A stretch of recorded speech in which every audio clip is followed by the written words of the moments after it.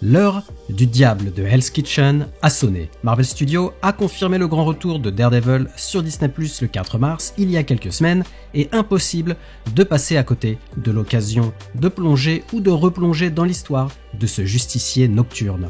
Au programme, un univers sombre, des sens surhumains et un avocat prêt à tout pour défendre son quartier. Salut à tous et bienvenue sur House of Marvel pour une nouvelle vidéo.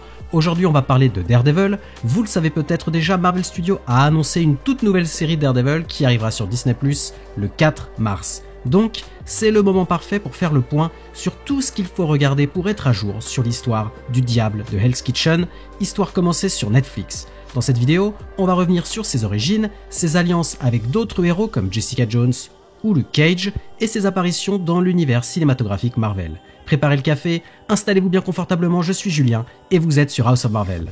Pour vraiment comprendre l'essence de Matt Murdock, il faut commencer par la première saison de la série Daredevil commencée sur Netflix. On y découvre un jeune avocat aveugle élevé dans le quartier de Hell's Kitchen à New York. Malgré son handicap, Matt possède des sens surdéveloppés qui lui permettent de ressentir le monde avec une précision incroyable. Le jour, il protège la veuve et l'orphelin en plaidant dans son cabinet d'avocat avec son meilleur ami Foggy Nelson. La nuit, il enfile un masque noir et affronte la pègre locale dirigée par un certain Wilson Fisk, alias Kingpin ou le Caïd. Cette première saison est un vrai coup de maître que je vous conseille fortement de regarder. Elle pose les bases du personnage, ses valeurs morales, ses démons intérieurs et son sens de la justice, parfois très limite. Vraiment, c'est un indispensable pour cerner la dualité entre l'avocat et le justicier, ainsi que pour découvrir la violence et la noirceur du monde de Daredevil. Vous verrez, cela n'a rien à voir avec le traitement vu dans une série comme She-Hulk, même si les deux personnages ont été ensemble. Après le succès de la première saison de Daredevil, Marvel et Netflix ont développé un univers partagé dans lequel on retrouve plusieurs séries et personnages. Jessica Jones, Luke Cage et Iron Fist. Même si Daredevil n'apparaît pas dans chacune de ces séries, elle se déroule dans le même New York sombre et réaliste où les justiciers évoluent en parallèle dans des quartiers différents. C'est l'occasion de faire connaissance avec Jessica Jones, détective privé au passé tourmenté, Luke Cage, le colosse à la peau impénétrable qui lutte dans Harlem, et Danny Rand, alias Iron Fist, héritier d'un grand empire industriel et maître des arts martiaux. Toutes ces intrigues s'entremêlent, laissant entrevoir des alliances futures et des menaces communes comme la mystérieuse organisation criminelle La Main. Clairement, ces trois séries ont des tons vraiment différents, mais là encore, je vous invite fortement à les regarder maintenant qu'elles sont sur Disney+.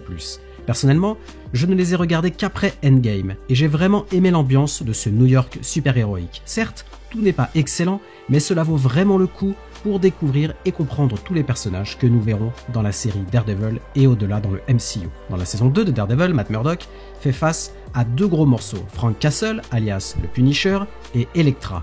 Frank Castle est un vétéran de la guerre en Afghanistan qui a perdu sa famille et qui, pour se venger, n'hésite pas à employer des méthodes bien plus radicales que Daredevil. Leur confrontation pose la question suivante: jusqu'où peut-on aller pour rendre justice? Attention, le Punisher est très violent.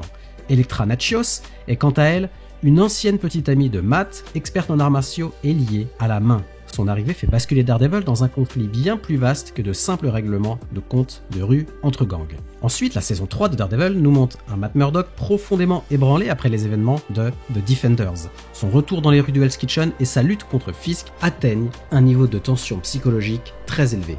Cette saison met le point final aux intrigues principales tout en montrant un Daredevil plus vulnérable mais aussi plus déterminé que jamais, pas de spoiler. Tout ce beau monde se retrouve enfin dans la série The Defenders.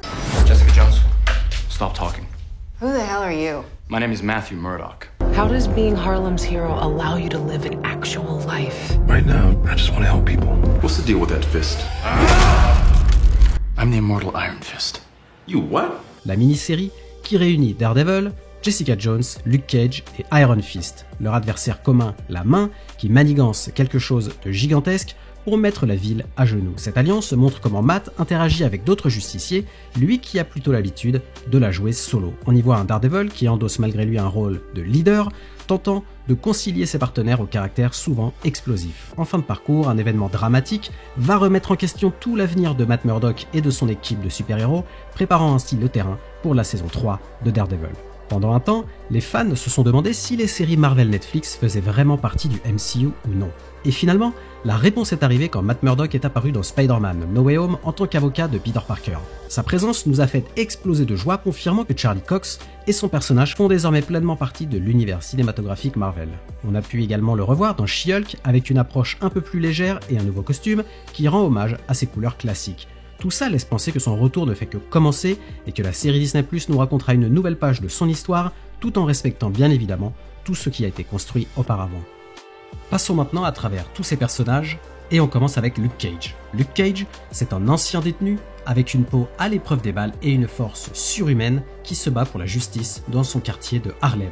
Il tente de mener une vie discrète et honnête. Son quotidien est rapidement perturbé lorsque la criminalité qui gangrène Harlem l'oblige à s'impliquer pour protéger les habitants de son quartier. Il résiste aux balles, comme je disais, et est doué d'une force considérable. Il se retrouve alors, bien malgré lui, sous les feux des projecteurs. La série explore alors la dualité d'un homme qui souhaite rester dans l'ombre, tout en étant constamment appelé à endosser le rôle de super-héros de Harlem. Au fil des épisodes, Luke Cage doit non seulement gérer les menaces extérieures qui pèsent sur Harlem, mais aussi affronter ses propres conflits intérieurs liés à son passé et à sa nouvelle place dans la communauté. Luke Cage, c'est ça.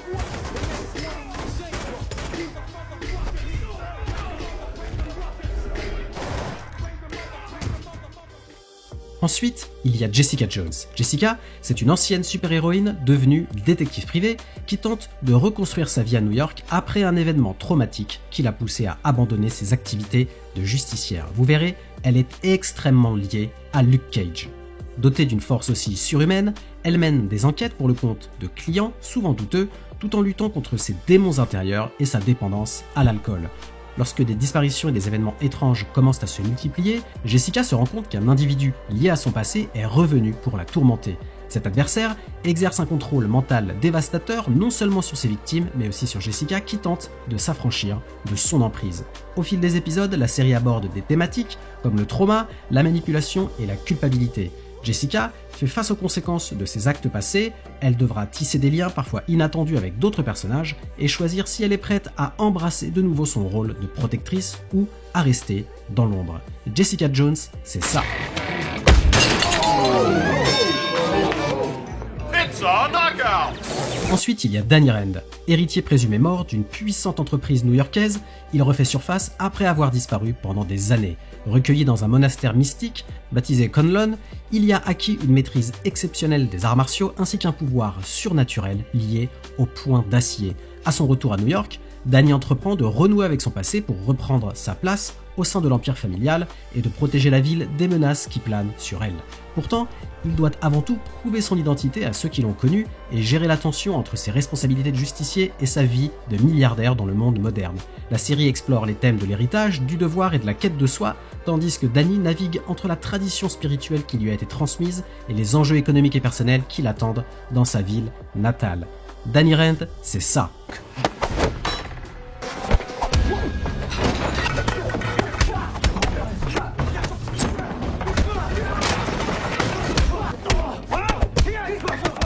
Et enfin, il y a Frank Castle, alias le Punisher, un ancien marine et vétéran de la guerre, qui est hanté par le meurtre tragique de sa famille. Alors qu'il cherche à se venger de ceux qu'il considère responsables, son chemin le conduit à démanteler un réseau de corruption et à confronter des organisations criminelles. Bien loin d'un héros traditionnel, Frank agit selon sa propre justice, sans hésiter à recourir à la violence extrême pour atteindre ses objectifs. En creusant plus profondément dans le passé militaire de Frank et dans les machinations politiques qui l'entourent, la série met en lumière les zones grises entre le bien et le mal à travers le regard d'un homme brisé en quête de rédemption. The Punisher soulève des questions sur les traumas de la guerre, la soif de vengeance et les conséquences parfois irréversibles des actions menées au nom de la justice. Frank Castle, c'est ça.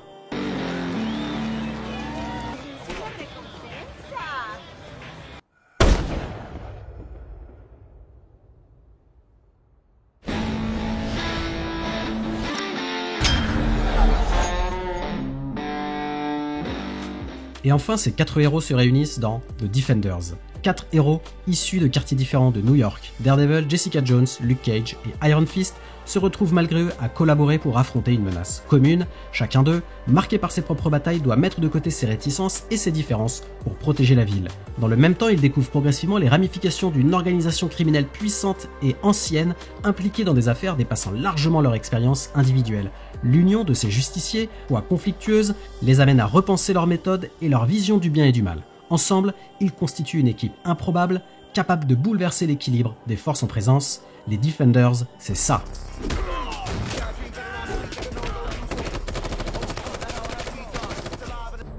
Who's that? Bad news. We gotta go. D'ailleurs, on s'est souvent demandé si ces séries faisaient partie du canon du MCU. Cela a été confirmé il y a quelques mois par Kevin Feige, mais on aurait dû le savoir, car plusieurs fois, dans la série Daredevil, on parle de l'événement de 2012 lorsque les Avengers ont combattu l'armée de Loki. Personnellement, j'étais passé à côté de ces séries, car on pensait qu'elles étaient hors du canon, alors que clairement ce n'était pas le cas, et on n'avait vraiment pas besoin de la confirmation de Kevin Feige pour comprendre que les séries Netflix faisaient partie du MCU. Donc si vous avez le temps, et je vous conseille vraiment de le faire, vous pouvez jeter un œil à toutes ces séries Marvel Netflix, comme Jessica Jones, Luke Cage, Le Punisher, The Defender et Iron Fist, pour saisir toute la dimension de cet univers partagé. Mais attention, pour cela, il faut les regarder dans un ordre très précis.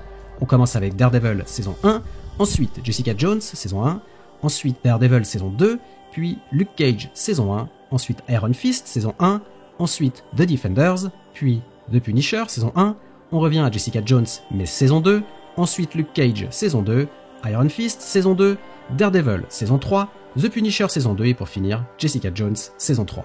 Dans tous les cas, Matt Murdock est un personnage très complexe, à la fois avocat incorruptible et justicier très violent, et c'est ce mélange qui fait tout son charme.